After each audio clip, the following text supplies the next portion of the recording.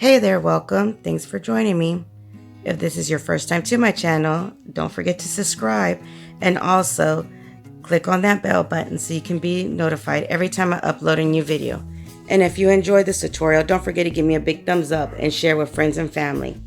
So today I wanted to make some nautical DIY spring decor. So what we're going to need first is a mirror and 8 leaves of these metal leaves that you can purchase at Dollar Tree right now. What you're going to do is go ahead and remove the mirror from the back of the frame itself, and all you have to do is pop it out, and we're going to wiggle the leaves off of their stands themselves as well. You just simply pop out your mirror, and the leaves, all you're going to do is just wiggle them and they'll pop off of their stand. Now save the stands because you know we can use those for another DIY. So go ahead and use 8 to 10 of these leaves, depending on how far apart you want to place your leaves onto your decor, is how many leaves you're going to need. So I used 8.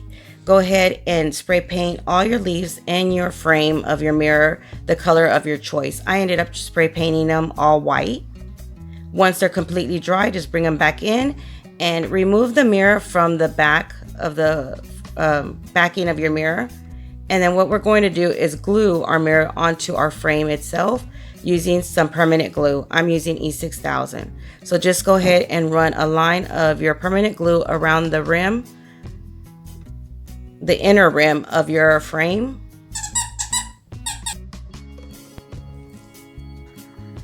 And go ahead and place in your mirror. Just press it on there firmly and it'll stay in place. Once you've done that, go ahead and start gluing all your leaves to your frame. And the way we're going to glue our leaves to our frame is, at least the way I did it, was I simply added some E6000 to the main part of my metal stem, which is where the mirror is attached to the frame, to the leaf itself. And then I added some hot glue, just a dab, to the outer rim of my frame. So basically you add your permanent glue to the end of your leaf stem and then a dab at the edge of your frame. Just like so, and then just go ahead and press firmly down onto your leaf stem, allowing that to dry for a few seconds before you continue doing this to all your leaves. And what I used to separate my leaves was a ruler. Basically the width of the ruler was about 1 inch in width, so that's what I used to separate each one of my leaves. Again, you can either put them side by side if you wanted to use, again, more leaves. And I did think about doing that, so if you wanted to do it that way, make sure you purchase 10 of these metal leaves, because that's how many you're going to need. So just continue to add your glue and your permanent glue and hot glue to each one of your leaves. And after I did a few of them, what I decided to do was add some hot glue on top of my leaf stem itself as well, just to make sure that they stayed nice and secure and in place. This leaf was popping off, so I just decided to add some some E6000 to the stem of the leaf and hold that in place while it dried as well. So just go ahead and continue doing this.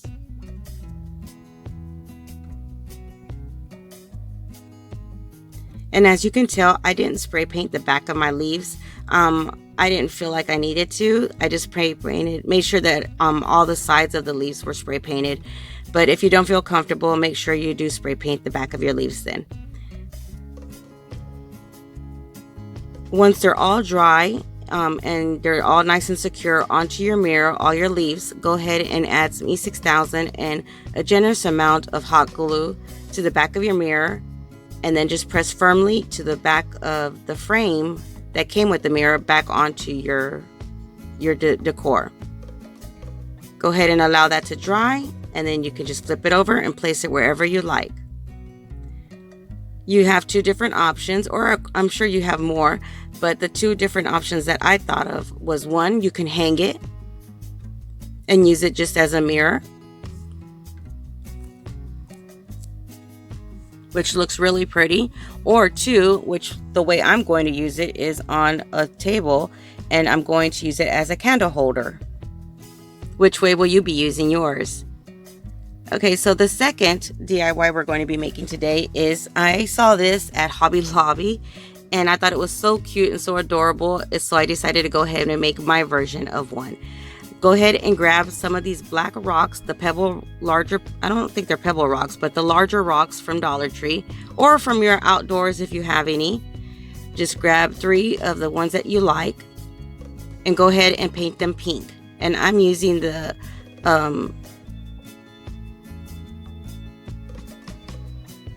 pink chalk paint, I'm sorry.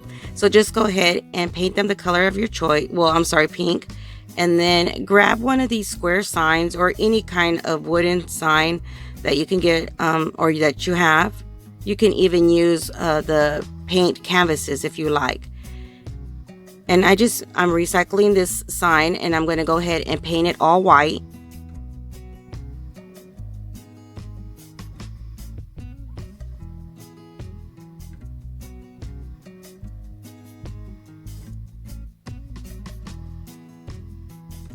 Once you've allowed it to dry and your rocks are dry as well, go ahead and grab your permanent glue and make sure you do use permanent glue on this, because these rocks, you know, they might be small, but they're still heavy.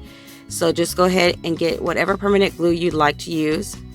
Place your rocks the way you want to, and then just start adding your glue to each one of your rocks.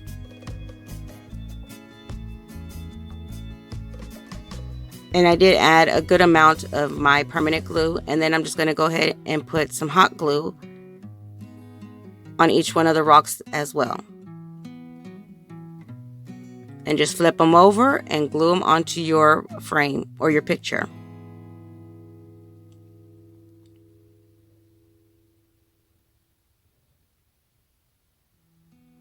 Once you've glued them onto your picture and you've allowed them to dry for a few minutes, go ahead. The way I did it was I just freehanded it. I just grabbed a pencil in case I needed to erase and redraw it again. So I just drew the legs. And then I drew like a question mark S style neck for each one of these flamingos. So I guess you could say it's kind of like a question mark, but you can do like an S question mark. Just look at a picture and kind of go with it. Or you can, if you don't feel comfortable freehanding it the way I am, just go ahead and go online and maybe print out a drawing of a flamingo, and that way you can just trace it onto your frame, your picture as well. But I just drew an S or a question mark for the neck, a circle for the face, and then kind of drew like a point for the beak. But I made sure I did it kind of like a half triangle. I bent the beak as well. So just go ahead and draw it the best you know how. And once you're happy with the way they look, I went ahead and grabbed a permanent marker, a black one, and then just drew over the lines.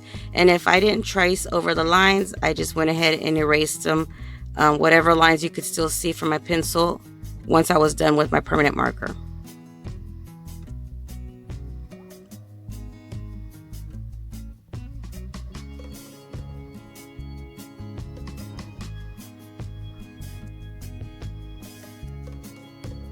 The picture that I was inspired by from Hobby Lobby was slightly bigger than this one, and if you wanted to make it exact, you could use 2 signs, glue them together, and then space out your flamingos that way to make it a larger picture.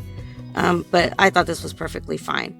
So once I drew the flamingos with my permanent black marker, I went ahead and grabbed my pencil, and I used the ruler and just drew straight lines, spacing them out the same width of the ruler. And they don't have to be exact unless you like it that way. I kind of just freehanded it again, just kind of drew them just to make sure they were nice and straight. Here where the rocks are at, I decided to place it over the rock, the ruler, and then just draw the lines that way to make sure that they were spaced all the same.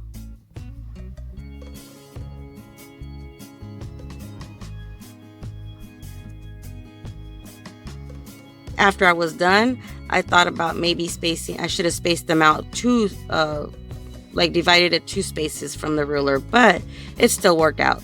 So what I did once I was done drawing my pencil lines, I went in with the leftover gray, pewter gray from Apple Barrel, and just with a fine paintbrush drew over each one of my lines. And as you can tell, I wasn't perfect. I kind of just wanted it to look like the boards were there and distress it afterwards. So I just went ahead and used as much of the paint that I had left over, because this gray paint was almost finished, or basically was finished. I was kind of getting all the leftover paint from the sides of the container itself. So once you're done with whatever color you choose to use to trace over your lines, grab the same paintbrush with some water and then just kind of water brush over each one of the lines. And as you can tell, it kind of smears them and it makes it look more older and less sharper lines. So just go ahead and do that to each one of your lines. And just make sure you don't have like dripping water on your paintbrush, just enough to where you can do that.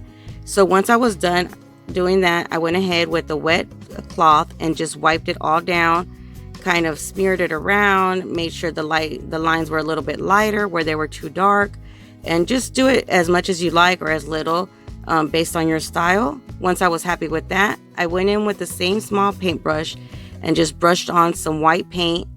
And then with my larger paintbrush, I just dry brushed over that white paint just to make it more distressed. And I drew over the permanent marker and everything, so all the marker lines won't be so harsh as well. So once I was done with that and allowed it to dry, which is only a few minutes, I went ahead and pulled apart on some nautical rope I had, because I didn't want it that thick, but I didn't want it thin enough as a jute twine. So I went ahead and pulled apart a nautical rope and I glued it around the edge of my picture. And all I used to glue my rope was hot glue. And I just did it section by section, little at a time, adding some hot glue and then just pulling onto your rope to make it nice and straight and make it stay on the edge. So just do that throughout the entire frame. And if you didn't want to use jute twine, or I'm sorry, this rope, nautical rope, you can also use maybe some Jenga blocks if you wanted that style. But I was fine with my rope.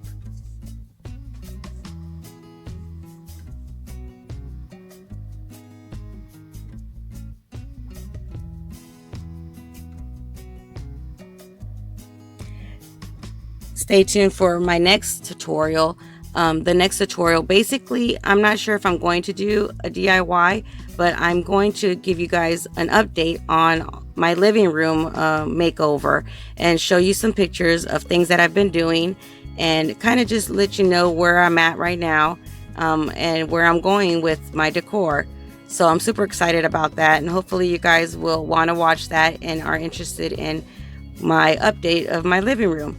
So once you're done gluing your rope around your entire picture, what I did was just grab the extra piece of rope and I twisted it together. Then I just decided to go ahead and glue it onto the back of my frame, or the back of my picture, with some hot glue in order for me to hang my picture itself.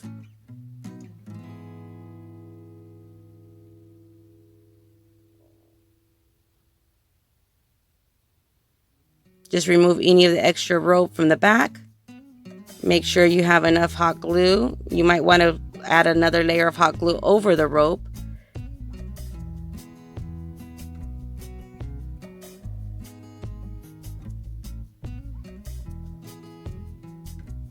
And there you have it, your flamingo pictures. Isn't it adorable? I thought it was such a cute little nautical style picture. Which one was your favorite, and where will you be using yours?